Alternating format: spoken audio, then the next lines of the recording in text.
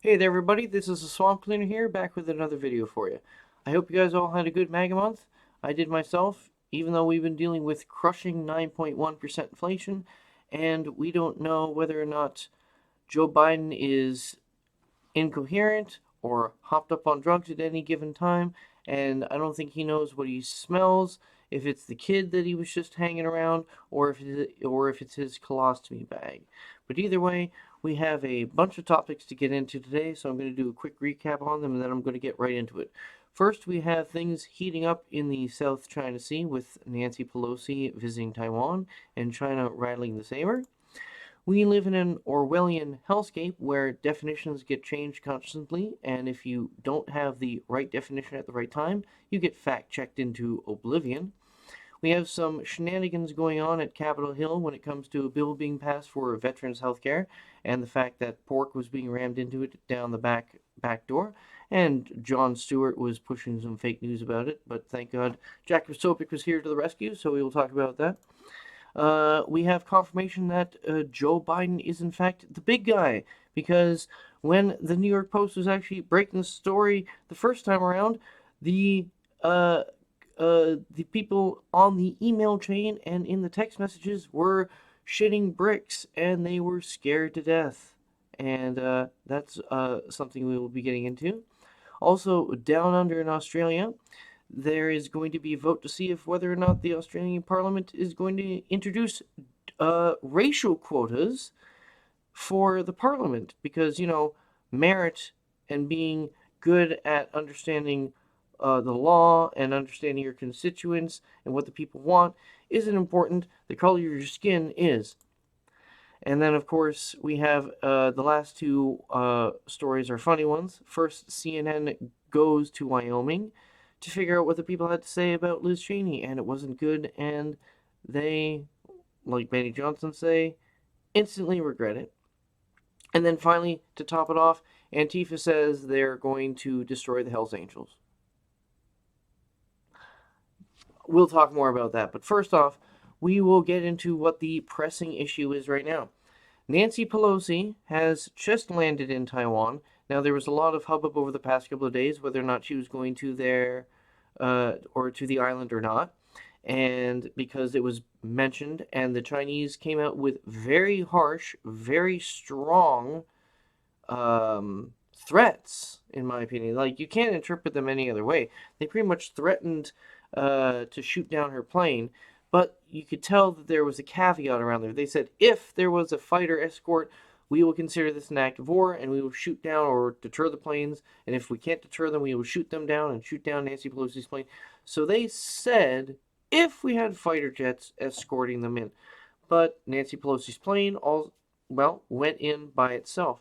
So that's the whole saving face thing that the Chinese can say. Well, we said if they were bringing in like a military escort, that would be something different. So the Chinese can save face, but they can still rattle the saber and shoot their tanks, and they're doing naval exercises and Air Force exercises all around the island right now as Nancy Pelosi is visiting.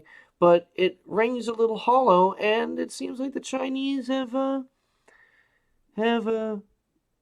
backed down. It seems like they cucked out a little bit. So, whoops. Oh well, China. I guess you lose face in the end.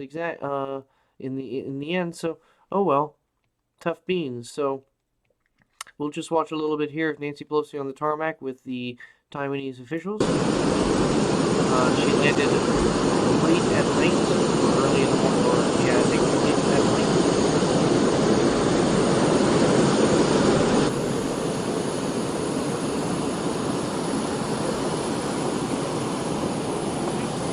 And of course, they're wearing masks outside on the tarmac, but okay, whatever. But what she needs to do very public, a very public tour, take a lot of pictures, say a lot of verbose things, and really ruffle the feathers of the Chinese, because the Chinese can, go pound sand in all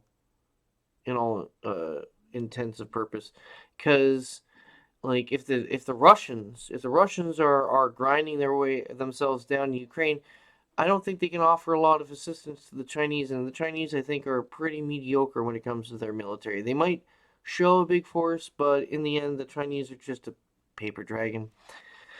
So we'll move on to the next story. We live in an Orwellian hellscape. Facebook fact checks top economist for stating America is in a recession after Biden refused to admit it. Now, the numbers have just come out, and it shows that we are in 2 key consecutive quarters of negative GOP growth, which is the traditional way of measuring whether or not we are in a recession. And apparently, it just changed all of a sudden after decades of that being the definition, and it's now something different because the White House said so, because they had a little memorandum come out a few days before, and then you could just see the cogs churning. People at Wikipedia, and this is what I'm going to get into. It's called information laundering. The people at Wikipedia started frantically having an edit war over the definition of recession. It was changed like 40, 50 times within a 48-hour period. And it was then locked by an editor who is, of course, pro-left. And now it pretty much states that there is no actual global standard definition of recession, so you can just say whichever you want to say it is. So they pretty much found this gray area where they can't just say, no, recession isn't what the other guys are saying, and it is what something else is. They've left it ambiguous enough to where there can be claims of recession or no recession. And it just makes things confusing. It just muddies the waters, and that's the trick about how you information launder, and then how people who know what they're talking about get gaslit and then fact checked into oblivion because the definition has been changed from out from under them. This guy Philip Magnus is a top research and education director at the American Institute of Economic Research, and he believes the U.S. is in a recession. So he talked about it on Facebook, but Facebook fact checked him with where they fact checked him with sources from the White House and from Wikipedia. So because the information was changed on the citation end, now the fact checkers have a legitimate case to fact check, and they say, well, no, we weren't being malicious. We were just going by what the definition is, and the definition is not what they say it is, so they were fact checked. See, that's how you launder information. You create like a story about something. You have people make a Wikipedia article or Wikipedia notation about it, and then somebody from another media news outlet cites that Wikipedia as a matter of fact, so the information has been laundered through a few sources and now it's true. That's a basic way of understanding how information laundering works.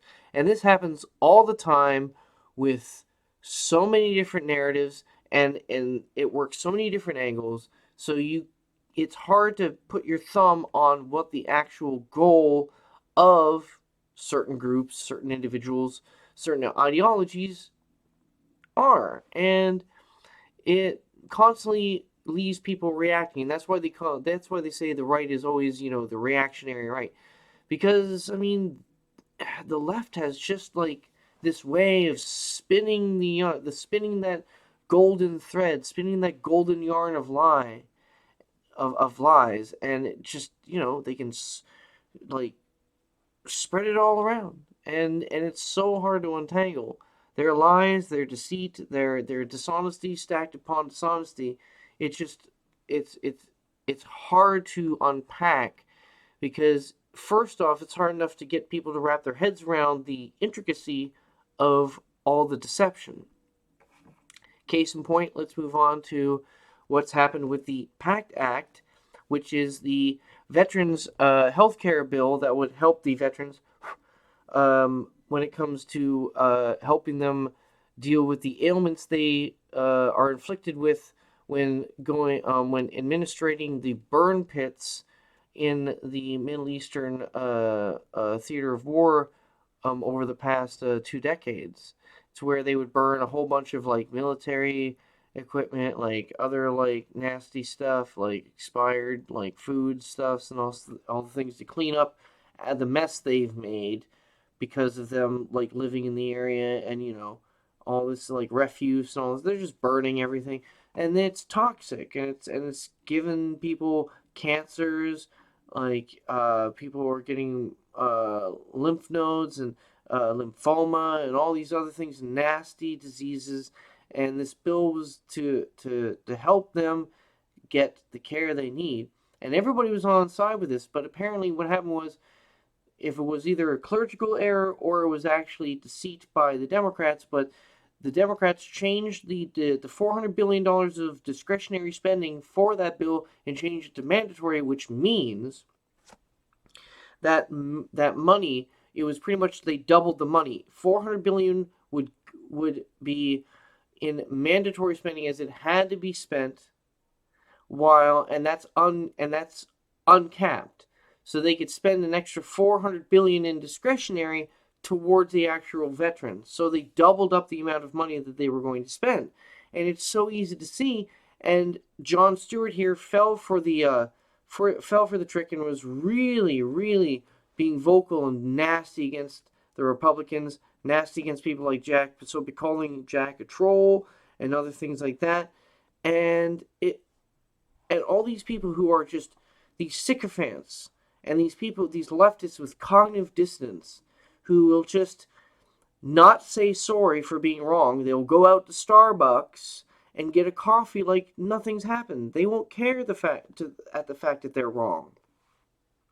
So but at least Jon Stewart here, begrudgingly by the looks of it, begrudgingly got on camera with Jack Posobiec, and they came to an agreement. At this point, yesterday, they were 90% of the way there. Today, I can successfully say the bill is passed. It passed 86-11, and now now that's going to President Biden's desk to get signed, and the veterans will get the care they need for the chemical and other diseases, like the chemical-induced diseases they got from these burn pits that they had over in Afghanistan and Iraq. But let's listen to Jon Stewart and Jack Posobiec and Grunt Style here, extending the olive branch to each other. This is Jack Posobiec. I'm here with Tim Jensen of Grunt Style, and hello. Jon Stewart is also here. Jon Stewart and I have decided to come to agreement. Have we not, John? Yes, sir.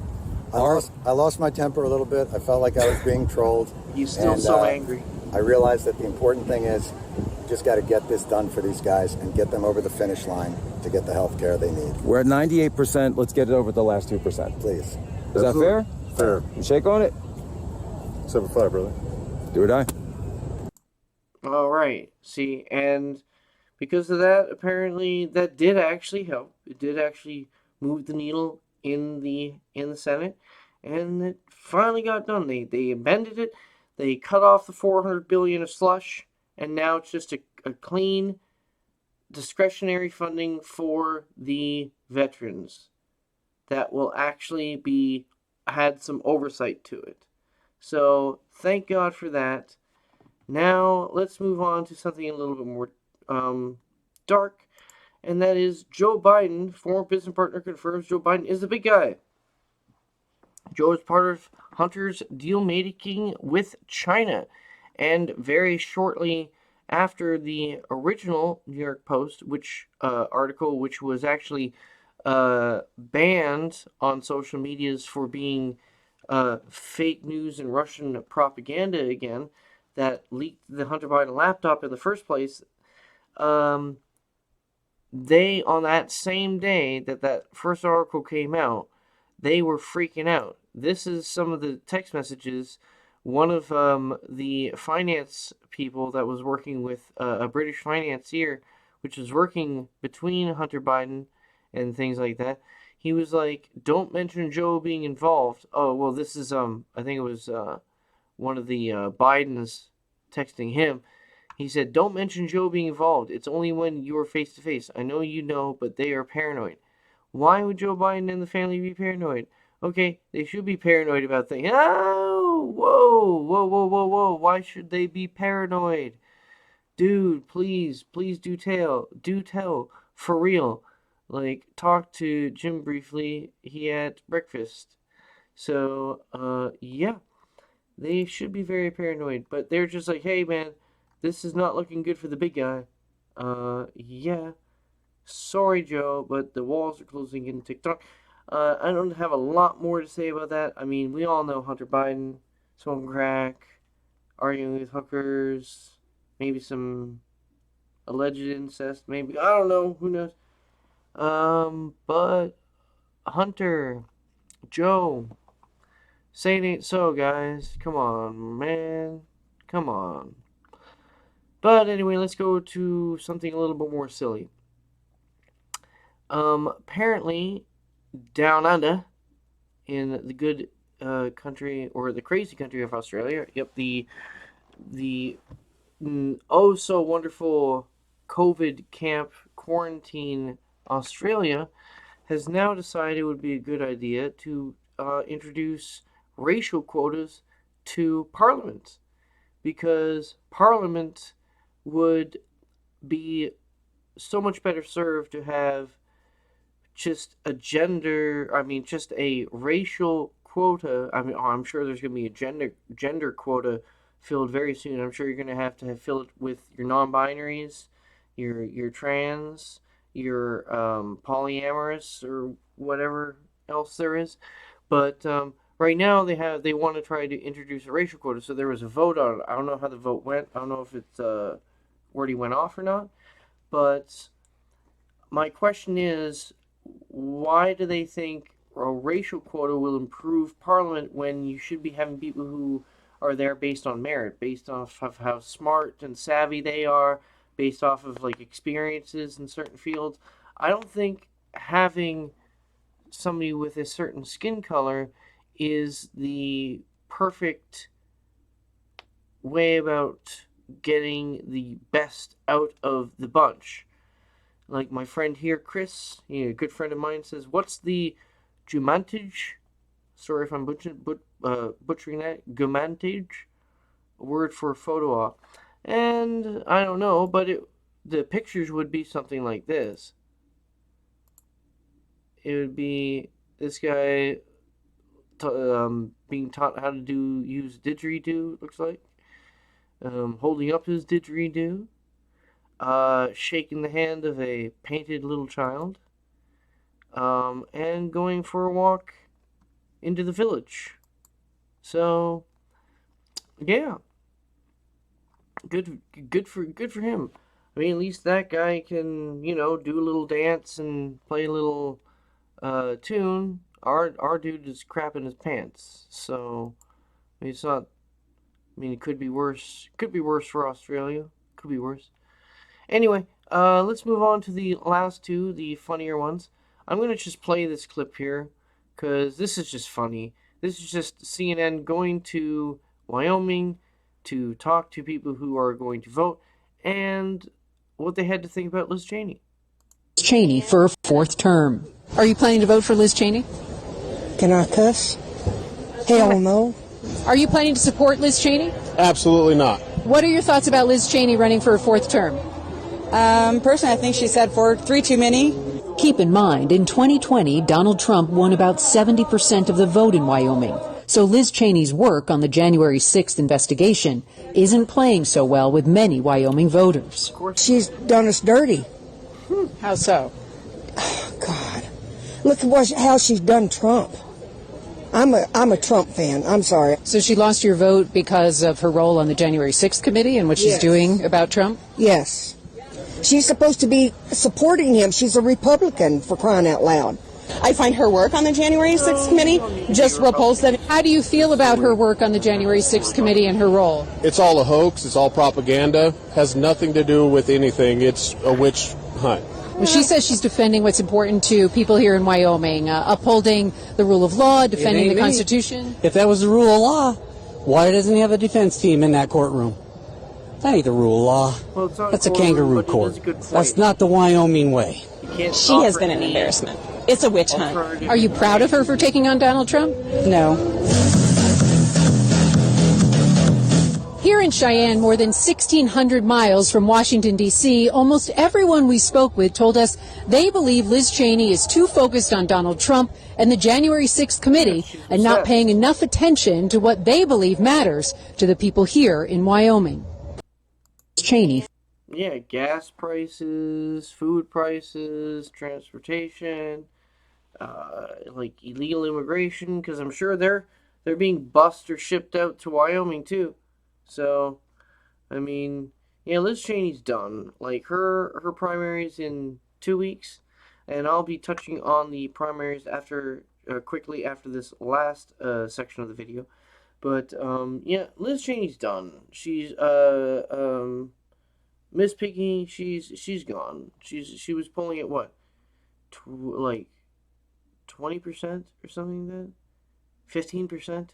She's done. Like her opponent has like a 12% lead, 20% lead, 20 points, something like that. It's crazy. She's toast. So Liz Cheney can keep blabbering on about how she's going to defend democracy and she's going to never let Trump ever get into the White House ever again, but okay, whatever. Fuck off back to frickin' Wyoming, okay? You can retire and go live out on a pasture somewhere. Screw off. Final